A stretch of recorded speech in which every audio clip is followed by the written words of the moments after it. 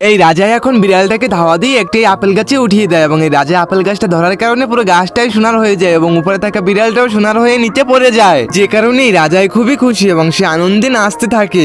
তখনই রাজা একটা আয়নার সামনে আসে এবং নিজের একটা দাঁতকেই সোনায় পরিণত করে দেয়। রাজার এখন খুবই ক্ষুধা লাগে, যে কারণে সে খাবার জন্য যায়, কিন্তু সে চেয়ারে বসার সময় পুরো চেয়ারটাই সোনার হয়ে যায়। এখন সে খাবার খাওয়ার জন্য রুমালটা লাগাতে গেলে পুরো রুমালটাই সোনার হয়ে যায়। এখন সে খাবার মুখে দিতে গেলে পুরো খাবারটাই সোনার হয়ে যায়, যে কারণে সে একটু অবাক হয়। তারপরে আবার একটা মুরগি নিয়ে কামড় দিতে গেলে মুরগিটাও সোনার হয়ে যায়। তার কারণে সে এখন প্রচন্ড রাগ হয় এবং এই খাবারগুলো ওকেও সোনার করে দেয় এবং এখান থেকে ফালিয়ে দেয়। এই রাজা এখন কিছু না খাবার কারণে সে এখন খুব কাহিল হয়ে যাচ্ছে, যে কারণে সে খুবই চিন্তায় পড়ে। তখন এই বামন লোকটা তার ঘরের মধ্যে হাজির হয় এবং সে হাসতে থাকে এবং তাকে বলে বেশি লোভ করা ভালো না। তখন এই রাজাই বলে তুমি আমার সব শক্তি কেড়ে নাও, এবং এই বামন লোকটা তার সব শক্তি নিয়ে তাকে একদম ভিখারি বানিয়ে এখান থেকে চলে যায়। ভিডিওটি ভালো লাগলে চ্যানেলটি সাবস্ক্রাইব করুন।